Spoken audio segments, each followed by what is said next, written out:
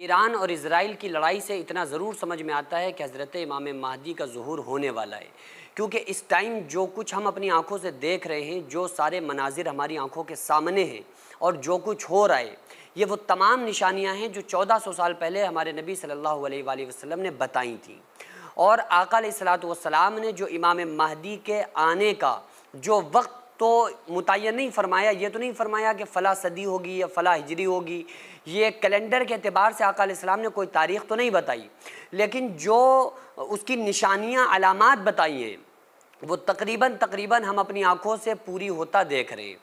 آقا علیہ الصلوۃ والسلام نے قیامت کی جو تمام نشانیاں بتلائی ہیں، ان میں جو ایک بہت بڑی نشانی ہے وہ ہے امام مہدی کا ظہور، یعنی حضرت امام مہدی کا ظاہر ہونا۔ اور اس کے متعلق تمام احادیث میں اور اہل تشیع کی بہت ساری کتب میں الگ الگ چیزیں بیان کی گئی ہیں، لیکن اہل سنت کی اس بارے میں کیا رائے ہے، میں وہی آپ تمام لوگوں کے سامنے بیان کرتا ہوں، اور حدیث میں اس کے تعلق سے کیا ذکر ملتا ہے یہ میں آپ لوگوں کو بتاتا ہوں۔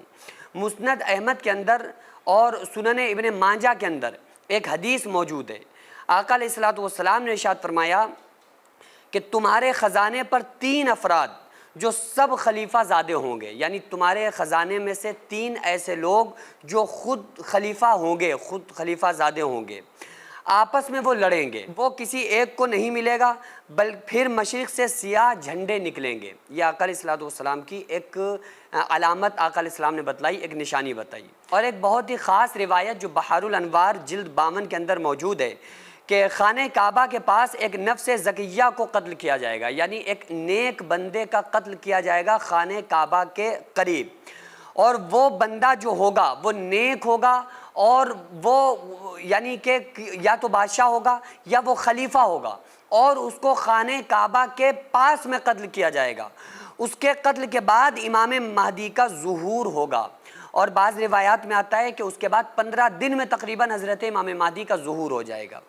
اچھا، یہ آقا علیہ الصلوۃ والسلام کی حدیث سے، روایات سے جو چیزیں ثابت ہیں وہ یہ کہ امام مہدی کے ظہور سے پہلے دنیا کے اندر ہم عجیب و غریب جنگوں کو دیکھیں گے، یعنی جو ریاستیں ہوں گی، جو حکومتیں ہوں گی، وہ آپس میں قتل و غارت کریں گے، وہ آپس میں جھگڑے کریں گے، وہ فتنہ فساد کریں گے۔ اچھا، ظاہر سی بات ہے کہ جب فتنے فساد کیے جائیں گے تو ان کو جواب دینے والی جماعت بھی کھڑی ہوگی جو اس وقت ان سے لڑنے کے لیے حق پر ہوگی۔ دیکھو، آپس کے اختلاف تو ایک اپنی جگہ ہوتے ہیں کہ شیعہ سنی بریلوی دیوبندی وہابی، آپس میں جتنے بھی اختلافات ہم دیکھتے ہیں،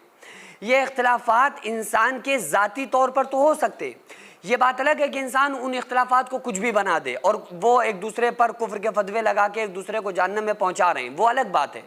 لیکن حقیقت تو یہ ہے کہ جو ظالم ہیں، جو دشمن ہیں، وہ کبھی یہ نہیں دیکھتے ہیں کہ آپ سنی ہیں کہ دیوبندی ہیں، شیعہ ہیں کہ بریلوی ہیں، انہیں اس بات سے مطلب نہیں ہوتا ہے۔ افسوس اس بات پر ہے کہ جو ظالم ہیں، جو آپ کے دشمن ہیں،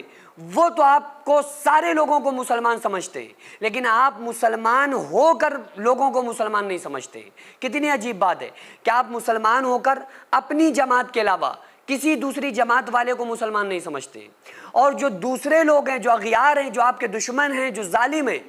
وہ آپ کے دشمن ہونے کے بعد آپ تمام لوگوں کو، پوری دنیا کے لوگوں کو، مسلمانوں کو وہ مسلمان سمجھتے ہیں۔ یعنی جو وہ ہمیں مسلمان سمجھ رہے ہیں، ہم ان کو مسلمان سمجھنے کے لیے تیار نہیں ہیں۔ تو یاد رکھو، آپسی اختلاف ہو سکتے ہیں، اختلاف تو ظاہر سی بات ہے کہ ہوئے ہیں، اختلاف اگر ہیں تو ان کو رکھنا چاہیے۔ میں نہیں کہہ رہا کہ اختلاف آپ ختم کر دیں، لیکن اختلاف کو دشمنی نہ بنائیں، اختلافات میں ایک دوسرے کو گالیاں نہ دیں، اختلاف میں ایک دوسرے کے دشمن نہ بنیں۔ اس ٹائم اکثر لوگ مسجد اور مدرسوں کو توڑنا اور گرانا چاہتے ہیں، تو ایسے میں ہمارا فرض بنتا ہے کہ ہم اپنے مسجد اور مدرسوں کو قانونی طور پر مضبوط بنائیں۔ اس سے پہلے بھی میں عرض کر چکا ہوں کہ ایسے میں ہم ایک ایسا اسکول پلس مدرسہ بنانا چاہتے ہیں جس میں بچے اسکول کے ساتھ ساتھ دینی تعلیم، حفظ، عالم کا کورس اور قرآن پڑھنا سیکھ سکیں۔ اتنا بڑا کام اکیلے بالکل بھی ممکن نہیں ہے۔ اگر آپ چاہتے ہیں کہ آپ کا پیسہ صحیح جگہ پر لگے اور آپ چاہتے ہیں کہ آپ کو اس کا ثواب قیامت تک ملتا رہے تو پھر آپ ضرور اس مدرسے اس اسکول میں تعاون کریں تاکہ قیامت تک اس کا ثواب آپ کو ملتا رہے، کیونکہ جب تک اسکول اور مدرسے میں لوگ پڑھتے رہیں گے، تعلیم حاصل کرتے رہیں گے، جب تک انشاءاللہ تعالی اللہ تعالیٰ آپ کو ثواب عطا کرتا رہے گا۔ اگر آپ چاہیں تو اپنے مرحومین کے نام سے ایصال ثواب کے طور پر بھی دے سکتے ہیں، تو اس کے لیے سب سے پہلے ایسی زمین کی ضرورت ہے جس میں ہم یہ پروجیکٹ تیار کر سکیں جو قانونی طور پر مضبوط مانا جائے۔ تو اس لیے آپ لوگ کوشش کریں کہ زیادہ سے زیادہ تعاون کریں اور بار بار تعاون کرتے رہیں تاکہ ہم اپنے اس نیک مقصد میں کامیاب ہو سکیں۔ یہ کوئی فراڈ نہیں ہے، دھوکہ نہیں ہے۔